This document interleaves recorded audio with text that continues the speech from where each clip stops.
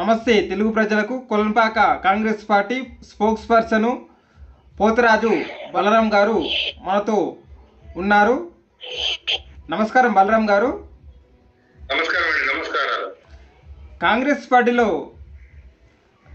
రేవంత్ రెడ్డి గారు సీఎం అయిన నుంచి ఈరోజు వరకు పిసిసి అధ్యక్షుడు ఎవరు లేరు. కానీ నిన్న ప్రకటించిన మహేష్ గౌడ్ వారు ఎవరు? ఇంతవరకు మహేష్ గౌడ్ అనే పేరైతే వినపడలేదు. కానీ రీసెంట్ నుంచి నిన్న మొన్న నుంచి బాగా వినపడుతుంది. అతను అధ్యక్ష పదవి అంటే పిసిసి అధ్యక్ష పదవి అధిరోహించారు. అతని గురించి మీరు చెప్పండి. వాస్తవానికి రేవంత్ రెడ్డి గారు ఎప్పుడైనా సరైన నిర్ణయం తీసుకుంటాడని మేము అనుకుంటున్నాము. మహేష్ గౌడ్ కూడా అలాగే తీసుకున్నాడని పిసిసి అధ్యక్షుడు చేశాడని మా అభిప్రాయం. అయితే మహేష్ గౌడ్ 1980లో కాంగ్రెస్ పార్టీలో చేరినాడు. ఆయన చేరిన ఇంకా పార్టీలో మారకుండా అదే పార్టీలో ఉంటూ ఒక విద్యార్థి దశ నుంచి యువ నాయకుడి వరకు ఎదిగాడు. యువ నాయకుడు ఎదిగినాక పిసిసి ఉపాధ్యక్షుడు కూడా గత ప్రభుత్వం రాజశేఖర రెడ్డి గారు ఉన్నప్పటిలో కూడా చేశారు. రాజశేఖర ప్రభుత్వంలో పిసిసి అధ్యక్షుడు ఎన్ఎస్సి లీడర్ గా చేస్తూ ముందంజలో వచ్చేశాడు. 2019లో ఎమ్మెల్యే కూడా పోటీ చేశారు. ఎమ్మెల్యేగా పోటీ చేస్తూ ఒకసారి ఓడిపోయారు. ఓడిపోయినాక అదే విధంగా కొనసాగుతూ వస్తూ తన సేవా కార్యక్రమం కాంగ్రెస్ పార్టీకి అందిస్తూ వస్తున్నాడు. నిజామాబాద్ వాసిగా నాకు తెలుసు కొంతవరకు. అయితే ఈ రాజకీయ పరిగణనలో తీసుకున్నప్పుడు ఒక లీడర్ గా యువకుడిని చేయాలనే ఉద్దేశం మన రేవంత్ రెడ్డి గారికి ఉండవచ్చు అని నా ఆలోచన. ఒక పిసిసి ఉపాధ్యక్షుడిగా చేసిండు కాబట్టి కొంచెం పిసిసి అధ్యక్షుడి అనుభవానికి దగ్గరలో ఉండు కాబట్టి ఇస్తే బాగుంటుందేమో అనే ఆలోచనతో ఇవ్వచ్చు అనుకుంటున్నాం. అయితే మొన్న గతంలో 2004లో కూడా నిజామాబాద్ లో ఎలక్షన్ లో నిలబడడానికి మహేష్ గౌడ్ ముందుకు వచ్చాడు. వచ్చినప్పుడు మన రేవంత్ రెడ్డి గారు అదే విధంగా స్థానంలో పోటీ చేయడానికి కేసీఆర్ ఇప్పుడు మహేందర్ రెడ్డి గారు ముగ్గురు చేశారు కదా. ఆ స్థానాన్ని మహేష్ గౌడ్ మన రేవంత్ రెడ్డి వదిలిపెట్టాడు. వదిలిపెట్టినప్పుడు అక్కడ గతంలో జరిగింది, ఓడిపోయాడు. సరే, రేవంత్ రెడ్డి ఓడిపోయాడు, కేసీఆర్ ఓడిపోయారు. అక్కడ మన మహేందర్ రెడ్డి గారు గెలిచారు. ఆ గెలిచిన పరిణామాలను దృష్టిలో పెట్టుకొని ఒక మంచి లీడర్ గా కావచ్చు, ఒక ఎన్ఎస్సిసి విద్యార్థి సంఘం నుంచి వచ్చినాడు కాబట్టి ఢిల్లీలో కొద్దిగా ప్రోత్బలంతో మాట్లాడి చెప్పి మనం చెప్పిన మెసేజ్ ను సేకరించి తీసుకపోయి ఇచ్చి పరిపాలన సవ్యంగా నడుస్తుందని ఒక ఆలోచనతో రేవంత్ రెడ్డి గారు అతనికి ఇవ్వవచ్చునని నా ఆలోచన. మీరు అన్నది బాగానే ఉంది అన్నగారు. పిసిసి అధ్యక్ష ఉన్నప్పుడు రేవంత్ రెడ్డి గారు సీనియర్ జూనియర్స్ మన కాంగ్రెస్ పార్టీలో ఉన్నారు.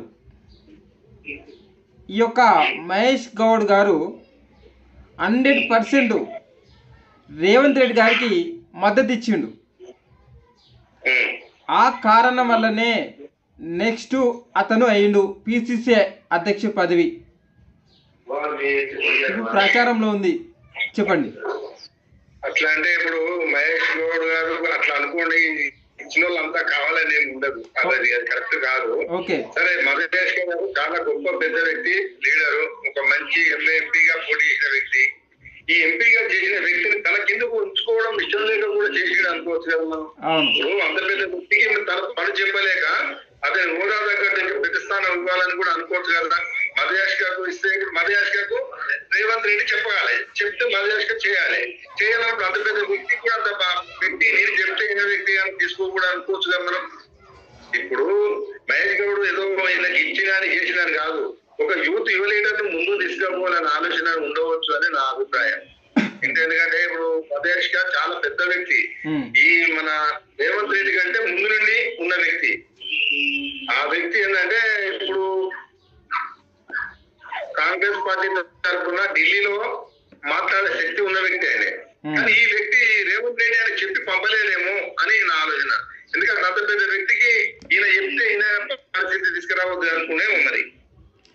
అయితే తెలంగాణ రాష్ట్రం ఏర్పడడంలో కూడా మధుయాష్కి కీలక పాత్ర ఉంది కాంగ్రెస్ పార్టీ నుంచి. వారితో పాటు కూడా కోమరెడ్డి బ్రదర్స్ కూడా కీలక పాత్ర ఉన్నది. కానీ ఇప్పుడు మదియాస్కి అవకాశం ఇస్తే బాగుండునేమో అనిపిస్తుంది. ఇస్తే బాగుందని మాకు కూడా ఉంది. కాకపోతే ఏంటంటే పెద్ద సీనియర్ మోస్ట్ లీడర్ కదా, ఓకే, ఒక బీసీ ఒక ఎంపీగా చేసిన వ్యక్తి కదా. ఒక ఎంపీగా చేసినట్టే ఎంత పర్పస్ ఉంటది, ఢిల్లీలో నా వ్యక్తి ఉంటది, ఈయన చెప్పకుండా చేసే పరిస్థితి ఉంటది అక్కడ.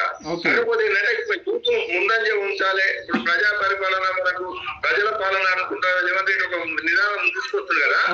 సీనియర్ మోస్ట్ కాకుండా జూనియర్ కూడా పై లెవెల్ తీసుకురావాలని ఒకటి ఉండొచ్చు. నువ్వు చెప్పిన వాస్తవమే, నిజామాబాద్ సీటు వదులుకున్నాడని కూడా కొంతవరకు కాంగ్రెస్ పార్టీలో ఉన్నది ఆ ఆలోచన. అయినా ముందుకుంటే ఇప్పుడు ఒక కేసీఆర్ తో ధీటుగా నిలబడినంత దమ్ము మహేష్ గౌడ్ అప్పుడు లేదు వాస్తవాన్ని. రేవంత్ రెడ్డి అంటే మంచి మన పిసిసి అధ్యక్షుడు కాబట్టి ఒక మంచి మూమెంట్ ఉంది కాబట్టి గెలుస్తాడన్న ఆశ కూడా తెలంగాణ ప్రజల్లో వచ్చింది, మా కాంగ్రెస్ పార్టీ కార్యకర్తలు కూడా వచ్చింది అవగాహన ఆలోచన. కానీ అక్కడ ఏంటంటే బ్యాడ్లకు ఇద్దరి పొత్తుల మహేంద్ర రెడ్డి కొట్టుకపోయిన పోటీని ఆ సీట్ను అనే మాకు అభిప్రాయం ఆలోచన. ఇప్పుడు ఆయన వదిలిపెట్టిండని అనుకోవడం కంటే కూడా ఈయన గెలుస్తాడేమో ఆశ మీద కూడా ఇవ్వవచ్చును నా ఆలోచన. అయితే మహేష్ గౌడ్ వర్సెస్ మతియాస్ గౌడ్ వీరి మధ్యనే పిసిసి అధ్యక్ష పదవి పోటీ జరిగిందంట. ఇద్దరి మధ్యలో జరిగిందంట. తక్కువ మెజార్టీ తోటి మహేష్ గౌడ్ గారు బయటపడ్డాడు. అంటే ఇప్పుడు మెజార్టీ అంటే కాంగ్రెస్ లీడర్లు వేసిన ఓట్లే కదా అది. అవును, అంటే కాంగ్రెస్ లీడర్లు కూడా ఒక సీనియర్ మోస్ట్ కాదని ఒక విద్యార్థి సంఘం నుంచి వచ్చిన లీడర్ కేసీఆర్ అంటే కొద్ది గొప్ప యువతకు ఇవ్వాలనే ఆలోచన ఉన్నట్టే కదా. ఇప్పుడు మదయాకు ఇది కాదు, ఇంకా పెద్ద పదవులు వచ్చినా ఆయనకి ఎంత ఢిల్లీలో సొంతంగా మాట్లాడేంత ఓపిక శక్తి ఉన్న వ్యక్తి ఆయన. ఇప్పుడు అంత పెద్ద వ్యక్తికి ఒక సీఎం రేవంత్ రెడ్డి కన్సల్టేషన్ చేసి చెప్పలేరు కదా, ఇది చేసుకురా పో ఇది పో అనేది చెప్పలేరు కదా. ఒక చిన్న స్థాయి నుంచి పై స్థాయికి తీసుకపోవాలని ఆలోచన వచ్చిందేమో మరి రేవంత్ రెడ్డి గారికి ఈ కాంగ్రెస్ లీడర్లకు. ఓకే, ఇప్పుడు మహేష్ గౌడ్ గారు అతని అధ్యక్ష పదవి కాలం నుంచి 2028 వరకు కొనసాగించే అవకాశం ఉందని తెలుస్తుంది నాకు. 2028 వరకు 28 వరకు కొనసాగించే అవకాశం ఉందని నాకు తెలుస్తుంది. కాంగ్రెస్ పార్టీలో అందరినీ కలుపుకొని పోయే అవకాశం ఉందా? సీనియర్ జూనియర్ అనే వ్యత్యాసం చూపించే అవకాశం ఉందా? అది ఉన్నప్పుడే ఆ వ్యక్తి మీద నమ్మకం ఉన్నప్పుడే పదవి అనేది మనకు అంటగడతాం. అంటగడినప్పుడు ఆ వ్యక్తి ఖచ్చితంగా దాని పాటుపడి సీనియర్ మోస్ట్లను జూనియర్లు అందరినీ కలుపుకోపోయినప్పుడే పదవికి విలువ, ఆయన విలువ ఉంటుంది. అట్లా కలుపుకోకుండా పోయినప్పుడు విభేదాలు వస్తాయి, మళ్ళీ ఇబ్బందులు పెడతారు. ఇబ్బందులు పెట్టి బాధపడు మనకు మూమెంట్ లా మన పిసి అధ్యక్షులు 3 ఉన్నారు కాంగ్రెస్ ప్రభుత్వం అధికారం రాకముందు. ఒకటి ఉత్తమ్ కుమార్ రెడ్డి, ఆ తర్వాత కంటే ముందు ఇంకొక వ్యక్తి ఉండే మన తర్వాత మన రేవంత్ రెడ్డి వచ్చాడు. రేవంత్ రెడ్డి వచ్చినాక వీళ్ళందరినీ కలుపుకొని పోతూ సౌజన్యంగా తీసుకొచ్చి ఒక అధికారంగా తెలంగాణకు ఒక ముఖ్యమంత్రి హోదా తీసుకొచ్చి కాంగ్రెస్ పార్టీ నిలబెట్టాడు. అంటే రేవంత్ రెడ్డి గారు ఇదే విధంగా అందరినీ కలుపుకోవడం వల్లే వచ్చింది ఎంతవరకు. మహేష్ గౌడ్ కూడా అలా కలుపుకోకపోతే ఆయన స్థాయి కూడా వచ్చే అవకాశాలు ఉంటాయి. అయినా కూడా ఒకటి నినాదం ఏంటంటే కేసీఆర్ ను మనము పొందబెట్టాలనుకుంటే మన వివరం పంచాయతీ పెట్టుకోవద్దు, అందరం కలిసి పని చేసుకోవాలి. కేసీఆర్ పార్టీ ఏమన్నాడు, కేసీఆర్ ఒకప్పుడు కాంగ్రెస్ పార్టీని బంగాళాఖాతంలో తొక్కుతా అన్నాడు. ఇలా బంగాళాఖాతం అంచుల దగ్గర ఎవరున్నారు? కేసీఆర్ పార్టీ ఉంది. ఇలా తొక్కే పరిస్థితులు ఎవరున్నారు?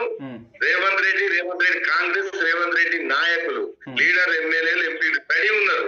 ఇప్పుడు తొక్కాలనుకుంటే మనం చిచ్చు పెట్టుకోవద్దు. వచ్చిన అవకాశాన్ని సద్వినియోగం చేసుకుంటూ వెళ్ళిపోయి ఈ బంగాళాఖాతం బార్డర్లో ఉన్న ఈ టిఆర్ఎస్ ప్రభుత్వం చేసిన మన తెలంగాణకు ముఖ్యమంత్రి చేసిన 10 సంవత్సరాల కేసీఆర్ అంచులు ఉన్నాడు. ఇప్పుడు తొక్కితే ఖచ్చితంగా అల్లనే పడిపోతారు. ఇక మీరు పంచాయతీ పెట్టుకోకుండా మంచిగా ఉండి తొక్కితే బంగాళాఖాతంలో పడతాడు. ఇక పునఃస్థాపితం అయిపోయినట్టే పార్టీ అని మనం అనుకోవాలి. ఇప్పుడు మనం దీని మీద చర్చలు జరిపి మనం పంచాయతీలు పెట్టుకుంటే మళ్ళా మెల్లమెల్లగా మనకే ఒకటి వేసుకున్న దున్నుకొని ఇంకొక తాడు కట్టే బాపతి గారు కేసీఆర్. ఎప్పుడు ఇంకొక 10 సంవత్సరాల వరకు కూడా ప్రభుత్వం అధికారంలో ఉండాలంటే ఎవరు తోవుకోవద్దు నా ఒక ఆలోచన. అంటే సీఎం సీఎం గారికి పెద్ద పెద్ద లీడర్లకు చెప్తే అంత వ్యక్తులం కాము. అయినా కూడా నా ఒపీనియన్ నేను చెప్పుకుంటున్నా. ఎందుకంటే కేసీఆర్ చేసిన అరాజకాలు, కేసీఆర్ అన్న మాటలు ఇప్పటి కూడా మన చెవులలో వినబడుతున్నాయి. ఈ కేసీఆర్ వచ్చినప్పుడు అది ఉండే టీఆర్ఎస్ వాళ్ళు అంటే ఇక మొత్తం బజారు పండి పోతే లీడర్లు పెద్ద వాళ్ళే కింగులు అన్నట్టు చూపించి ఎక్కడ తెలంగాణలో కాంగ్రెస్ పార్టీ మీటింగ్ పెట్టినా, కాంగ్రెస్ పార్టీ వాళ్ళు ధర్నా చేసినా, పోలీస్ స్టేషన్ లేచి పుట్టిపించిన దుర్మార్గమైన పాలన చేసినది కేసీఆర్. ఆ కేసీఆర్ చేసిన పాలన గుర్తు పెట్టుకుంటే ఈ దరిద్రం పరిపాలన మళ్ళీ ఇంకోసారి రానివద్దు అనుకుంటే మనం కాంగ్రెస్ వాళ్ళ మంత ఐక్యతగా ఉండి మనం ముందుకు పోతే మంచిది అనిపిస్తుంది. ఇప్పుడు మహేష్ గౌడ్కి వచ్చినా పర్వాలేదు, మహేష్ గారికి వచ్చినా పర్వాలేదు ఆయన మనస్తత్వం వచ్చి తనకి ఇచ్చిన బాధ్యతను సద్వినియోగం చేసుకుని నడిపించుకుంటే మహేష్ గౌడ్ గారికి కూడా కృతజ్ఞతలు చెప్తే కాంగ్రెస్ పార్టీ. ఓకే, మీరు చెప్పింది బాగానే ఉంది. ఇప్పుడున్న హరీష్ రావు మరి కేసీఆర్ని ఎదుర్కొనే సత్తా ఉన్నదా మహేష్ గౌడ్ గారికి? హరీష్ రావు కేసీఆర్ తో మన సంబంధం లేదు. ఆ జనము ఉంటే చాలు. జనము ఉంటే జనం ఎవరైతే నమ్ముతారో వాళ్ళకు ఓట్లేస్తే సరిపోతుంది. ఆనాడు జనమేసిన ఓట్లతో టీఆర్ఎస్ గెలిచింది, ఈనాడు జనమేసిన ఓట్లతో కాంగ్రెస్ గెలిచింది. కాంగ్రెస్ సవ్యంగా పనులు చేసుకుంటా పోతే తనంతా తాను పోతుంటే వాళ్ళంతా వాళ్ళే వచ్చి ఓట్లేస్తారు. ఎవరి మాట ఎవరిప్పుడు జనం వినరు. తన మూమెంట్ తన మైండ్ వచ్చిన జనముకు మనం అధికారం అనేది జనం దగ్గర కోరుకోవాలి, లీడర్ల దగ్గర కోరుకునేది కాదు. హరీష్ రావు ఇచ్చేది కాదు, హరీష్ రావు అనగబడితే వచ్చేది కాదు. అది కాదు. ఏమున్నా తొక్కాలంటే మనం మంచి పనులు చేసినప్పుడు వాళ్ళు మనకు మద్దతు ఇస్తారు. మద్దతు ఇచ్చినప్పుడు మనం ముందుకు పోగలుగుతాం. ఆ రోజు 10 సంవత్సరాలు కేసీఆర్ కు మద్దతు ఇచ్చిన జనం ఆయన చేకొట్టిరు. అదే నోట చీకొట్టిరు. ఆ చీకొట్టే పరిస్థితి తెచ్చుకోవద్దు కాంగ్రెస్. ఒకప్పుడు మన రాజశేఖర రెడ్డి గారు పీరియడ్ లా రాజశేఖర రెడ్డి అంటే ఎవరో ముందుగా అసలు పిసి అధ్యక్షుడు అయినాక మాకు కొంతవరకు తెలియదు తెలంగాణలో. ఆ మూమెంట్ లో పాదయాత్ర చేసుకుంటూ వస్తున్నప్పుడు ఆయనకు జేజేలు కలిగారు జనము. ప్రతి ఒక్క రైతు కేసీఆర్ మన ఎప్పుడు చూడు రైతు రాజ్యం తెచ్చని రైతు రాజ్యం కేసీఆర్ కంటే ముందుగానే వైఎస్ రాజశేఖర రెడ్డి రైతు రాజ్యం తెచ్చిండు. ఆ రైతు రాజ్యాన్ని నాశనం చేసింది కేసీఆర్. ఎట్లా అంటే అడ్డగోలుగా రైతు బంధు ఒకే ఎకరం ఉన్నోనికి అదే 5,500 వచ్చింది, 50 ఎకరాలు ఉన్నోనికి 5,500 చొప్పున లెక్క పెట్టేస్తే నేను ఒకే ఎకరం ఉన్నోనికి దున్నుకుంటే నాకు 25,000 ఖర్చు వచ్చింది. ఒకే ఎకరం ఉన్నోనికి దున్నుకుంటే 25,000 ఖర్చు వస్తుంది ఎకరానికి. అదే 1000 ఎకరాలు ఉన్నోనికి దున్నుకుంటే అదే 10 ఎకరాలు దున్నుతుంటే 1000 ఎకరాలు దున్నాడు. అదే 10 ఎకరాలు దున్నుతుంటే 5,10,000 గడిచిపోయింది. ఆ 1000 ఎకరాలకు వచ్చిన అమౌంట్ ఎంత? ఆ అమౌంట్ లకి అమౌంట్ అయితే మిగిలి బడ్జెట్ వాళ్ళ దగ్గర ఇంకా రైతు బంధు చేసిన పైసలకి వెళ్ళి మిగిలి బడ్జెట్. అట్లా ముందుట్లా జనానికి ఎంత బాధ అనిపించింది కదా. ఇలా నేను ఎకరం దుక్కుకొని బతుకుతుంటే ఎకరం మీద 25,000 పడితే వానికి గుట్టలకు వేస్తే వాళ్ళ దగ్గర నిల్వ పెట్టుకొని వాడు సిటీలో బిల్డింగ్లు కొనుక్కున్నాడు. ఇక మల్లారెడ్డికి అయితే అందులో అదొకలేదు అన్నాడు, మాట్లాడాడు. తొడలు కొట్టి కేసీఆర్ దేవుడు ఉన్నాడు. ఎందుకంటే తనకు వచ్చింది 600 ఎకరాలకు భూమి పైసలు వచ్చాయి కదా, మన దేవుడు కదా. నాకు కూడా 600 ఎకరాలకు వేసిన పైసలు నా ఒకే ఎకరానికి వేస్తే నేను కూడా దేవుడు అంట కేసీఆర్. అంటే ఒక్కొక్క పరిస్థితి ఒక్కొక్క తిరుగుంటాయి. తన స్వార్థ లాభం కోసం చేసిన రాజకీయం కాకుండా కాంగ్రెస్ పార్టీ ప్రజల కోసం చేసే కాంగ్రెస్ పార్టీ అని నేను గట్టిగా నమ్ముతున్నా. ఓకే, ఈ తరుణంలో మిమ్మల్ని క్వశ్చన్ అడుగుతున్నా. చెప్పండి.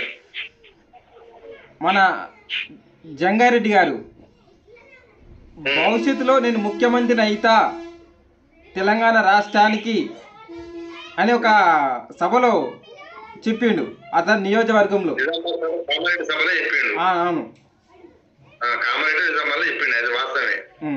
అయితే ఇక్కడ ఎక్కువ ఇప్పుడు పిసిసి పదవి ఉన్న వాళ్ళే తెలంగాణ రాష్ట్రాన్ని ఎక్కడ ఏం జరుగుతుంది మొత్తం గ్రిప్ సాధించాలి, ఏకతాటికి నడిపించాలి. కానీ మహేష్ గౌడ్కి ఇస్తే జగ్గారెడ్డి పరిస్థితి ఏంది? జగ్గారెడ్డికి మహేష్ గౌడ్ సంబంధం ఇప్పుడు నువ్వు సీఎం అయితే అని అనుకున్న వ్యక్తిని నువ్వు అది నీ దగ్గర పవర్ ఉంటే నువ్వు తీసుకోపోగలిగితే అయితే కావచ్చు, నేను దానికి ఉండలేము. ఇప్పుడు జగ్గారెడ్డి కూడా సీనియర్ మోస్ట్ లీడరు, ఆయన కూడా ఎమ్మెల్యే చేసినాడు. అక్కడ కొన్ని విధాలు కూడా మన నిజామాబాద్ రూరల్ ఇక్కడ ఉంటాయి కదా. కామారెడ్డినా సంగారెడ్డి సంగారెడ్డిలో మీటింగ్ పెట్టినప్పుడు జగ్గారెడ్డి పద్ధతి మన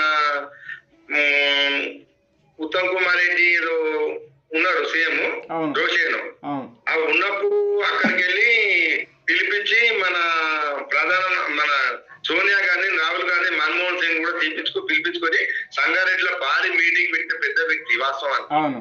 ఇప్పుడు ఆయన పరపతి ఆయన ప్రవర్ ఉన్నది.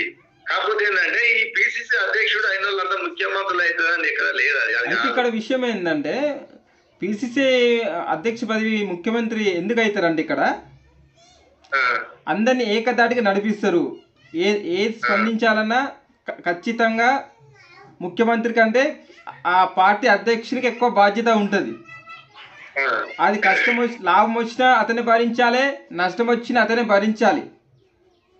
అయితే మన కాంగ్రెస్ పార్టీ అధిష్టానం ఏం చేస్తా అంటే ముఖ్యంగా ప్రియారిటీ అధ్యక్షుని ఇచ్చిన తర్వాత నెక్స్ట్ ఆప్షన్ వేరే వ్యక్తికి ఇవ్వడం జరుగుతుంది. అయితే ఇతనే మహేష్ గౌడ్ గారు అతని కార్యక్రమాలు, పథకాలు ఒక బూత్ స్థాయి వరకు కాంగ్రెస్ ఎజెండా పోతే అతనికే ప్రియారిటీ ఇచ్చే అవకాశాలు ఉంటాయి.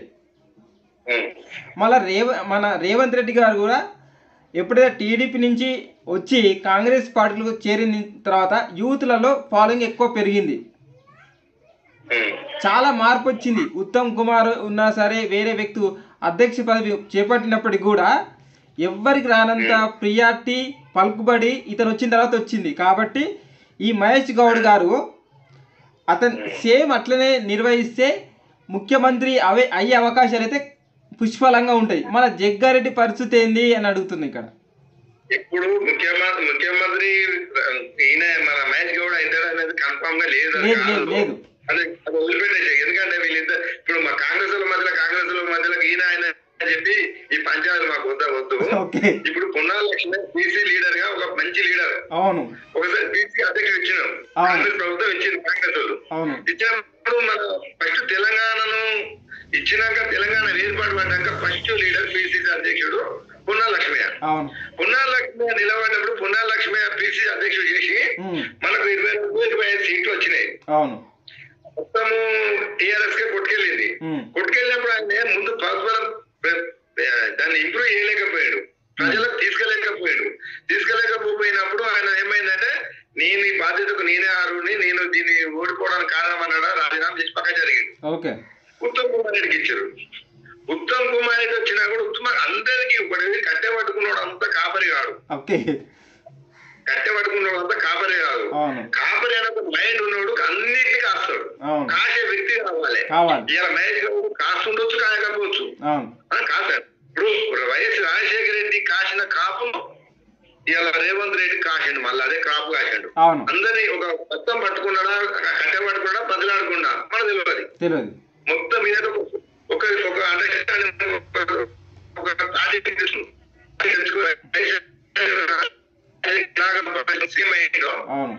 విధంగా సీఎం కావాలి అయిండు.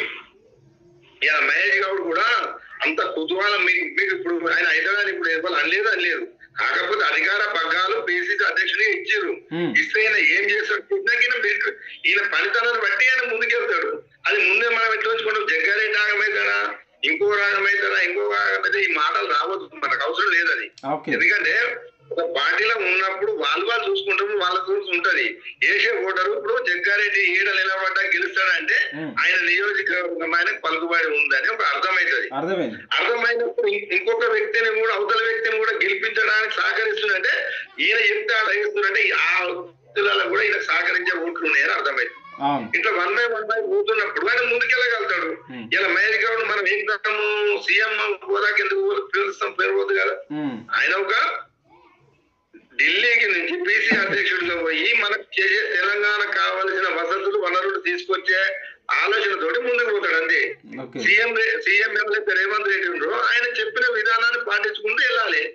ఆయన ఇప్పుడు అంటే ఈయన ఇంకో మాట ఏమిటే మళ్ళీ రేవంత్ రెడ్డి పక్కన పెట్టి మహేష్ గౌడే ముఖ్యమంత్రి అవుతాడని చెప్తున్నావు.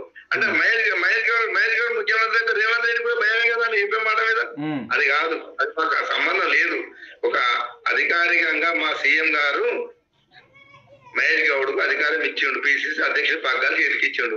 ఆయన రథసారథి రథసారథి ఇప్పుడు మా తెలంగాణకు రథసారథి ఎవరు? యుద్ధం చేసేవాడు రేవంత్ రెడ్డి. ఓకే. రథసారథి ఎన్నుకునేది కూడా ఒక సీఎం కి ఉంటది ఎక్కువ ఆలోచన. అంటే యుద్ధం చేసే వ్యక్తికి ఉంటది.